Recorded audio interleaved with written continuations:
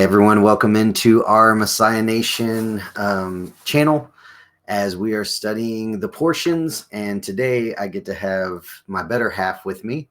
Got a lot of feedback on last week when we were talking in front of the fellowship that we meet with on second and fourth Friday or whatever it is, so decided to have a little bit of an audience with me tonight, so she can give me feedback about how awesome this is. So no, you do way better with like back and forth. I do better when I talk to people, just as long as there's not too many of them. So we're going to talk about the Torah portion this week, which is Shelach.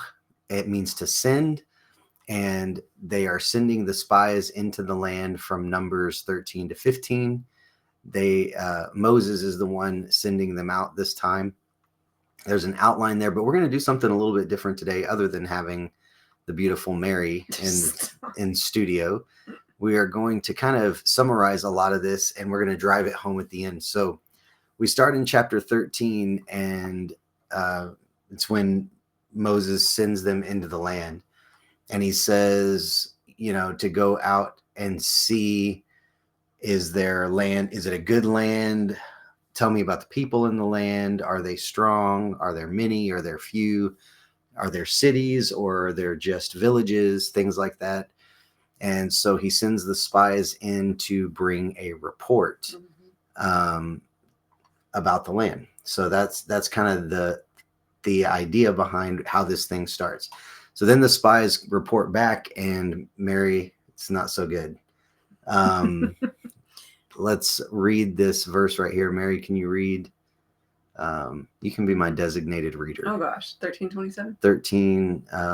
Read that slide there. Okay. Thus they told him and said, "We went into the land where you sent us, and it certainly does flow with milk and honey, and this is its fruit. Nevertheless, the people who live in the land are strong, and the cities are fortified and very large. And moreover, we saw the descendants of Anak there, and we were not able to go up against the people. We are not able to go up against the people, for they are too strong for us." Keep going. Yeah, there's the rest of their report in verse 32. Okay. "The land through which we have gone and spying it out is a land that devours its inhabitants. Ooh. And all the people whom we saw in it," oh, sorry, I was reading. All the people who we saw in it, stop moving, are men of great size. There also we saw the Nephilim, the sons of Anak. The sons of Anak are part of the Nephilim, and we became like grasshoppers in our own sight, and so we were in their sight. Okay. Sorry, he was moving. He was moving the scripture all over the screen. Sorry. Read this. So we have these different things taking place where they are going into the land. But when Moses gave them instructions to go in the land, he didn't tell them to come back and give a report about whether or not they could go into the land. They'd already been given the land. The Lord had already told them, you can take the land. I'm giving you the land. So it's supposed to be like strategy, like how are we going to do this? Well, that, or just, bring about a report about the size of it, what's going on in the land, so we're not shocked when we get there. Yeah. Bring back some of the fruit of the land, Yeah. They did all of these things, but then they do what we do a lot of times when the Lord has promised something, and they open their big fat mouth and they say something like it says here in verse 28, nevertheless, the people who live in the land are strong. And then they go into this whole reason for not doing what the Lord has asked them to do, which is the Lord calls it bringing an evil report. So there were two folks, though. So these are the main chosen leaders. They were chosen princes from each of the tribes, princes from each of the tribe. And they were chosen to go into the land. There were two, however, that came back. This is actual footage of them in that picture to the left there, of the size of the grapes. Not really actual footage, but probably AI generated. Yeah. Footage of them coming back from the land. And there they are. Joshua and Caleb did bring a different report back. Their report was not the same as everyone else. And let's look at what Caleb says here, Mary, if you want to read this. I won't move it. Then Caleb quieted the people before Moses and said, we should by all means go up and take possession of it, for we will surely overcome it. So, I think it's easy for us to just look at Caleb in this instance and Joshua and be like, well, of course, they're being faithful. But think about the fact that 80% of the spies have already spoken, and they're more than 80%, and they're all saying the same thing, and the crowd's starting to get behind them. And Caleb, and it took guts to stand up and say, no, we need to go. That wasn't even part of the debate. That wasn't part of what the report was supposed to be. We are supposed to go up. Caleb and Joshua are interesting. At the beginning of this passage, actually, we didn't go into this earlier, but it actually tells us Joshua, the person we know as Joshua, his name was actually Hoshea, but that Moses called him Joshua. And if you look at that in the Hebrew, he adds 2 letters to his name, which is the Yod and the Hey. It's what spells Yah. Yeah. So he says instead of salvation, which is what Hoshea means, it means Yahweh is my salvation, or Yah saves. So that's the attitude that they have, right? Joshua has that attitude. Caleb so you have Joshua, who's from the tribe of Ephraim, and Caleb, who is from the tribe of Judah, but Caleb wasn't even from the tribe of Judah by birth. He was a Kenizzite. And you can go look this up. I'm gonna give a lot of notes today, since I'm just kind of talking to my wife here about different things that you guys can go search for yourself. But he was a Kenizzite, which was part of the land of Canaan. They are from the land of Canaan. So the one person that wanted to be faithful to God was actually a descendant of Canaan. It's pretty interesting that 10 of these other guys they were Israelites, they were princes, as Mary said, of the tribe of Israel, were speaking against God. And here's this one Canaanite who has now become from the tribe of Judah and advanced so much that he's become a prince in Judah, speaking up for the Lord. So, you can say stuff. I just never noticed until we read the portions through this. That's why I love doing this every year, because I noticed something different every time. And this time I noticed that it said that it called them princes. In my translation, which we all have different ones, but they weren't just randomly selected. Right. And I think that's very important. And it's interesting that Caleb, of all the tribe of Judah, who wasn't born of Judah, was selected as a prince. That was not a title that was given him by birth. Right. There's a lot, man. That's going through my head. I don't want to talk too much, but you have the vast majority, and they're the loudest.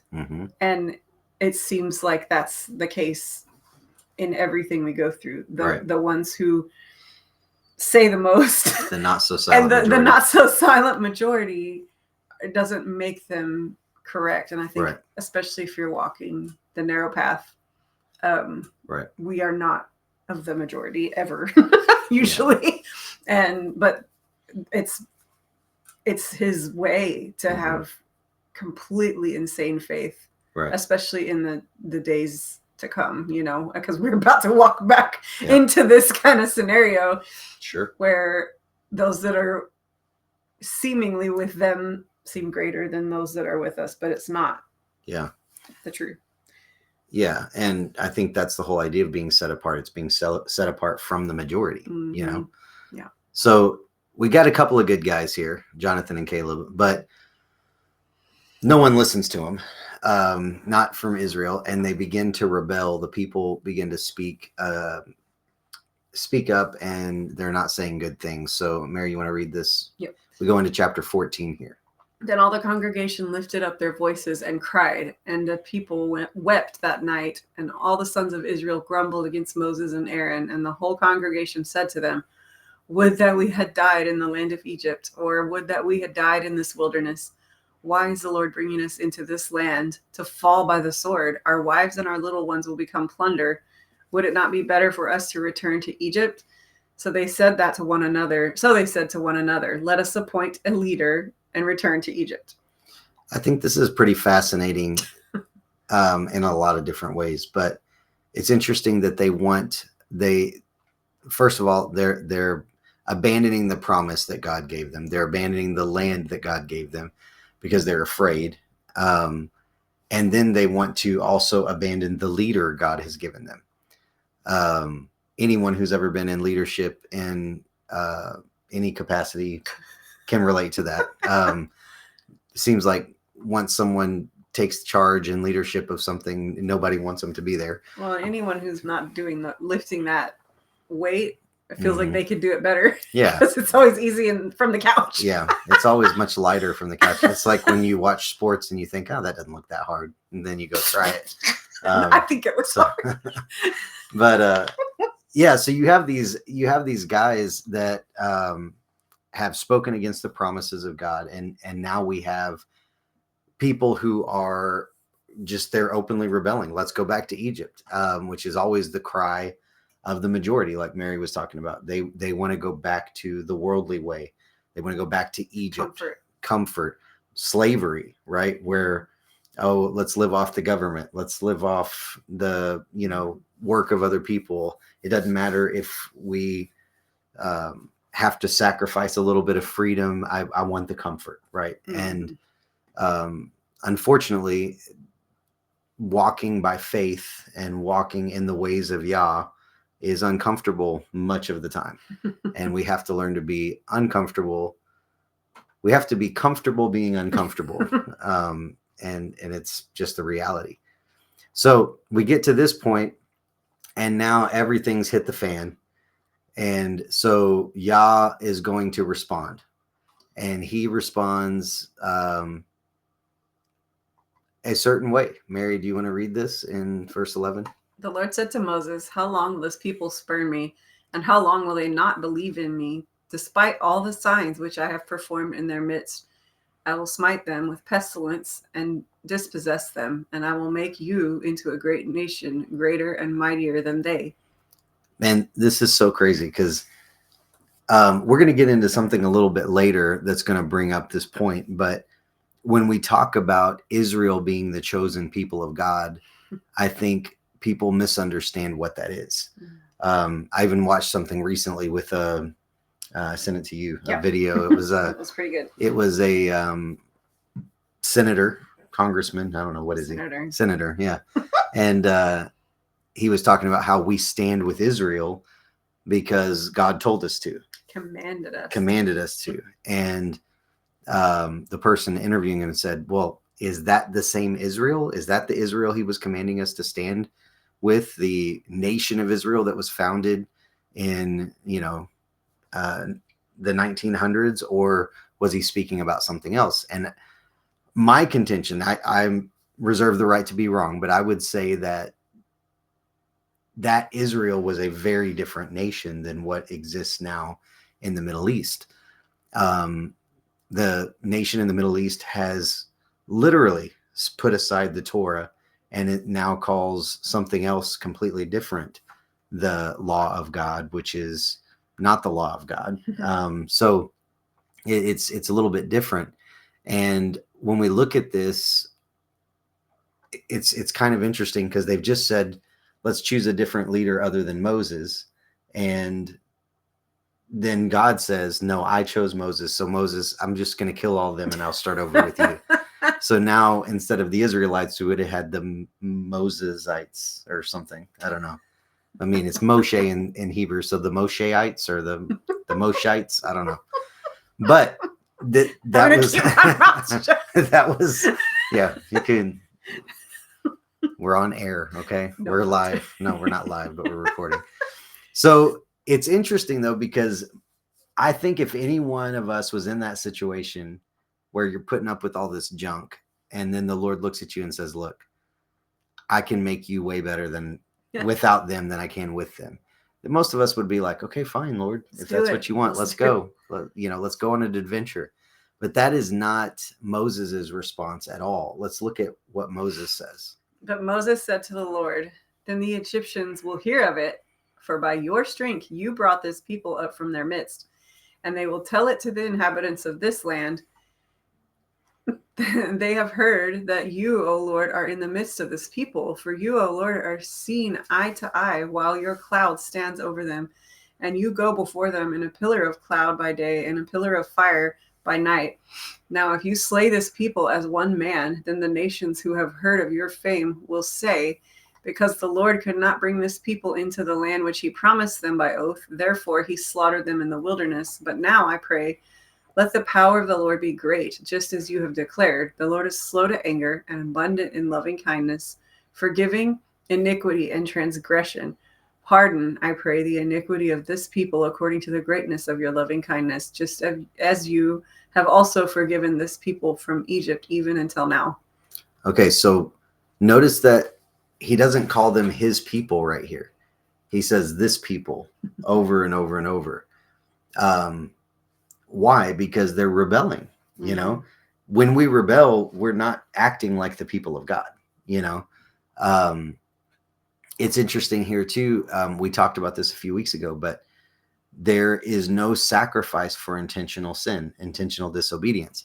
So he's not calling on, Lord, what sacrifices should I make? What should I do? He's saying, I'm depending on your greatness, which is your loving kindness.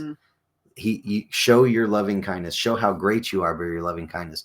But look at, he's concerned with the reputation of Yahweh. He's not concerned with his leadership. He's not concerned even with the people. He said, you brought us out, and the Egyptians watched this, and the nations watched this, and everyone would look at this as you broke your oath. And instead of doing that, because they saw the fire, they saw the pillar of cloud, they saw you standing over the people this way, and being part of this congregation. So show your great love with show your greatness. Let your power be great. That's just kind of cool that he says, let your power be great. And then he does it in the context of forgiveness and forgiving iniquity and transgression because of his loving kindness. Well, and people forget that, Yahweh had every right to smite the people. Sure. And I think it's interesting because I think it's funny that the New Testament portion is in Hebrews, because I think that's one next to Galatians. Or it's probably one of the most misused books in scripture, in my opinion, or the misunderstood. Myself, present company included, for years misinterpreted it and didn't understand the basis of what I was reading. But one of the best things that Hebrews says is he's talking about a new covenant. Yeah. And then he said, because I found fault with the people, and they broke the covenant. And he never changed. He hadn't changed here, because Moses is not saying you changed and you went back on your word. Right. He's saying that's what other people are going to say. And that's what I feel that we're living in now, is that people think God changed.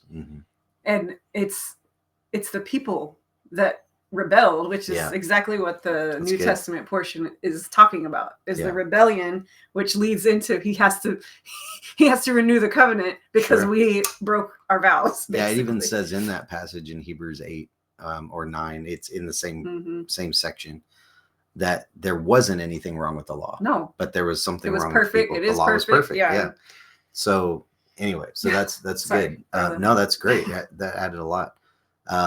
But I love this. I was going to I tried cutting this down, but his prayer here, his intercession here is so amazing. And, I think we've all been in this boat where here's Moses. Again, he's offering to make Moses into this great nation. I want to remind everyone that Moses, yes, he was from the tribe of Levi, right? But he married someone who was not an Israelite. Yeah. So now Moses's descendants they're not 100% Israelite. They're mixed, right? So we got a theme here going on that we're going to catch up to at the end. But he is saying that, I don't want your reputation to suffer. I don't want to do this without the people. Well, he says that, well, you're probably about to say that because his prayer, like, Go ahead. according to the greatness of your loving kindness, it's not because of the people. So just as he is renewing the covenant, not because of his mistakes, right, but ours, he's also going to pardon them based on his loving kindness. Sure. It has nothing to do with that. Yeah. Like you said, there's no sacrifice for intentional, willful sin. Like we have to fall on the mercy. Mm-hmm. Yeah. But he does relent, and I love this portion right here with how the Lord relents in verse 20. You want to read that? Oh yeah, sorry. So the Lord said, "I have pardoned them according to your word. But indeed, as I live, all the earth will be filled with the glory of the Lord. Surely all the men who have seen my glory and my signs, which I performed in Egypt and in the wilderness, yet have put me to the test these 10 times and have not listened to my voice, shall by no means see the land, which I swore to their fathers, nor shall any of those who spurned me see it. But my servant Caleb, because he had a different spirit and has followed me fully, I will bring into the land which he entered, and his descendants shall take possession of it." So you have this, he's relenting, right? He said, I'll forgive them. I'll pardon them. Not because of anything they've done, once again, just because of his own loving kindness and because of the intercession of Moses. Oh, what I was going to say earlier is I think we've all experienced when people like Moses is here standing in the gap and all the people are coming against him. And his response is not, well, they just don't understand scripture. They just don't understand the Lord. And then, oh, well, that's a cult or that's this. No, he prays for them. And I think that needs to be our response when we run into people that don't agree with us 100%, which happens all the time. But here we see, there's a couple of key statements here I want to point out. First of all, he says that the earth will be filled with the glory of the Lord. He said, I'm going to pardon them, but I'm not going to stop doing what I'm doing, right? And he says those people that have seen the glory and the signs and are still willing to disobey, I can't use them, right? They're not the ones that I can show the glory, or fill the earth with my glory through them. So the context here is him talking about filling the earth with his glory, which requires someone who has a different spirit than one that is rebellious. It's someone that is willing to do what the Lord is saying. And he identifies that once again as Caleb, this guy that keeps showing up here. He shows up for a while and does some pretty awesome things. So I'm going to try to speed up just a little bit because we're already at 23 minutes. But they kind of start to fake it. And they say, oh, no, let's. After he says they're not going to go into the land, then they decide, no, we can do this. We can go up and do this. And Moses tells them no. They're kind of faking it, I think. Well, they're doing it in their own strength. And they're trying to do it in their own strength now. Because now the Lord tells them no, and they go and big fat do it anyway. You know? So he's like, you don't even have the ark, bro. But look at what Moses says and draws their attention to in chapter 14, verse 41. You want to read that? Yeah. But Moses said, why then are you transgressing the commandment of the Lord when it will not succeed? So he draws them back to the understanding of the fact that without obeying the commandments, obeying the directions of God, doing things his way, we're not going to succeed. And that's a pretty significant statement that a lot of people today, you don't hear that preached very often in churches or talked about very often among Christians. We want to say, oh, well, the Lord is blessing. The Lord is doing, he's just, I'm blessed and highly favored and these things. And that's all wonderful. But notice Moses' response to them is not, no, now that you're kind of fake obeying, you're still transgressing the commandments of God. It's not going to succeed when we don't do things his way. It's just not. So that brings us to chapter 15. And this is where we wanted to focus, but we're going to have to do it quick. So, because we got there. If an alien sojourns with you or one who may be among you throughout your generations, and he wishes to make an offering by fire as a soothing aroma to the Lord, just as you do, so shall he do. As for the assembly, there shall be one statute for you and for the alien who sojourns with you, a perpetual statute throughout your generations. As you are, so shall the alien be before the Lord. There is to be one law and one ordinance for you for the alien who sojourns with you. All right. So this is why we brought in all those characters in everything that we've been talking about, because we start with Moses, who marries a Midianite. So we have a family who is not 100% Israel. Then we have Joshua, who is an Ephraimite. He's from the tribe of Ephraim. And Ephraim was the son of Joseph, Joseph, but Joseph took an Egyptian wife. So now he's mixed. So now he's from the tribe, another mixed tribe. Not to mention everyone that came out of Egypt was a mixed multitude. Yeah. And then we get to Caleb, who's actually from Canaan, right? You have this Kenizzite who is grafted in to the tribe of Judah. And all of this is happening in this passage before it talks to us about, look, whatever it is for Israel, it's going to be the same for everybody else. Why? Because this is God's nation. This is Yah's nation. And that's what he's talking about. When he's trying to fill the earth with his glory, he's going to do it his way. We don't get a say in that, right? It doesn't matter if you came from Canaan or Egypt or Israel or, you're a half-breed like all of us are, right? What matters is doing things his way. And there are several things that are spoken about in the Tanakh, in the Torah, the Old Testament, whatever you want to call it. We see the commandments. We see that word a lot, which is usually the word Torah. We see statutes. We see ordinances, and we see law. We see these things a lot. And in this passage, it literally has all of those things in there, and says it's all the same. For everyone who wants to follow me, it's all the same. You have to do things my way. And it doesn't stop, Mary, which I know you know, in the Old Testament. But I'm a Gentile. I know. So let's go read Galatians, Miss Gentile. There is neither Jew nor Greek. There is neither slave nor free. There is neither male nor female, for you are all one in Christ Jesus. Now, here's the interesting part about this. This was always the case. We were the ones, just like we were the fault was with us as with the people, like it says in Hebrews 8, when concerning the law. We were the ones that tried to separate folks. We were the ones that said, no, you can't do this. No, you can't do this. The reason the Lord had to choose a people was in order to bring the Messiah. But that's the whole point. It was to bring the Messiah so that we could all be one, right?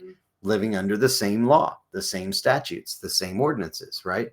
Paul didn't stop there. He told the Galatians that, but he also told the Colossians something. You want to read it? A renewal in which there is no distinction between Greek and Jew, circumcised and uncircumcised, barbarian, Scythian, slave, and free man, but in Christ is all and in all.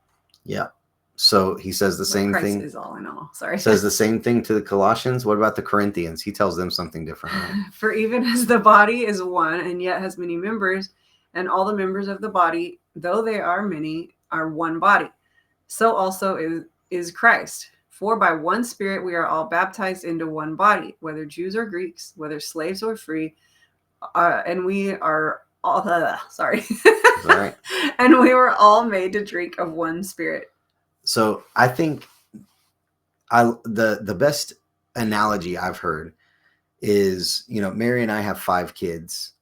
They're all different, the same as all of your kids are, I'm sure. They all have the same rules. Yeah. Because they live in the same house. We all want to live in the kingdom of Yahweh. We all have the same rules. It's just the way it is. We have the same standards. If Mary and I adopted a child, that child would have the same rules. We don't say, well, we're going to treat this one differently because we don't love them as much. And so we don't want as good, because that was the whole point, right? He wants the best for us, which is why he gave us the law. Yeah.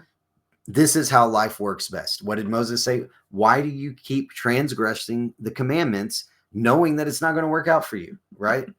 That's why he gave us that the needs to be on people's mirrors. That's like yeah, pretty good. So all of this, it's one law, it's one people, it's one statute, it's one ordinance. That is what Yahweh was always going for. The reason there was the separation was, like I said, to have a people through which he could bring Messiah. Then Messiah gets here, and so Messiah does away with all that, right? Let's read how he does away with all of it. Go ahead. No, go ahead. Do not think that I came to abolish the law or the prophets. I did not come to abolish, but to fulfill. For truly I say to you, until heaven and earth pass away, not the smallest letter or stroke shall pass from the law until it all is accomplished. Okay, stop real quick. So who's he talking to here, Mary? Well, that's the Sermon on the Mount, right? Right. So all of the multitude. Multitude, right? A bunch of different people. He came, notice what's highlighted. I came to fulfill. Okay. Notice what is also there. I did not come to abolish. So in the same way, there's a verse, I'm blanking. It's in John or First John at the moment, but it tells us to imitate Christ, right? We're supposed to do the same things he did. So if he came not to abolish the law, but to fulfill it, then we should come not to abolish the law, but to fulfill it, to do the best we can to follow it. All right, you want to read right there where it says the Jews, whatever Jew then? Oh, no, just whoever. Sorry, go ahead. I was like, whatever. Yeah. No, the law is just for the Jews, so, Whoever then annuls one of the least of these commandments and teaches others to do so, the same shall be called the least in the kingdom of heaven. But whoever keeps and teaches them, he shall be called great in the kingdom of heaven. Okay. I got a hot take. All right. That's what they call it in sports talk radio. I don't know. Maybe it's not so hot, but there's something that bothers me a lot of times in the movement we call the Torah movement, whatever we do, right? Sabbath keepers, whatever you want to call yourself, Messianic, Christians, all Bible believers. But there is this, and I just heard it recently from two men discussing it on a YouTube channel that are really prominent. But there's this concept and this idea that if we don't obey the commandments the way that we all are obeying the commandments, that we won't be part of the kingdom. But that's not what it says here. It says whoever annuls the least of these commandments. So yes, you're still going to be doing some of them, right? You can't annul all of the commandments and still be in the kingdom. But if there's some of the least of these that you're not doing, you can still be in the kingdom. You're just going to be the least in the kingdom. Now, here's what I would say to that. Of all the times I want to come in last, that's not the time I want to come in last. I'm fine not being I am the most handsome, but I'm just kidding. I'm fine, not winning, any contest for being the smartest or the strongest or the tallest or, whatever, the wealthiest. I'm fine with all that stuff. I don't want to get to heaven and hear not good and faithful servant enter in, but you did okay. I don't want to hear that, from my depart creator. From me, worker of lawlessness. I definitely don't want to hear depart from me, workers of lawlessness, but that's the time where I want to be heralded the most, well done. right? Yeah. I want my Father to be proud. Yeah. And so in that he tells us, if you love me, keep my commandments, doesn't matter if you're a Jew, doesn't matter if you're a Greek, doesn't matter if you're from the circumcised party or the uncircumcised, doesn't matter if you're, Kenizzite like Caleb, we'll just call him a Canaanite. He was from the land of Canaan, right?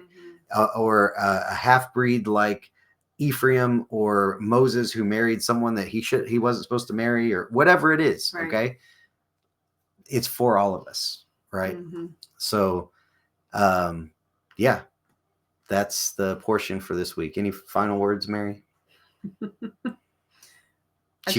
I think everything points to Messiah, and absolutely. I love to. That's my favorite thing to do anytime I've done Bible studies like online. But I think it's very interesting how he talks about, you're going to see the glory of the Lord in the earth, and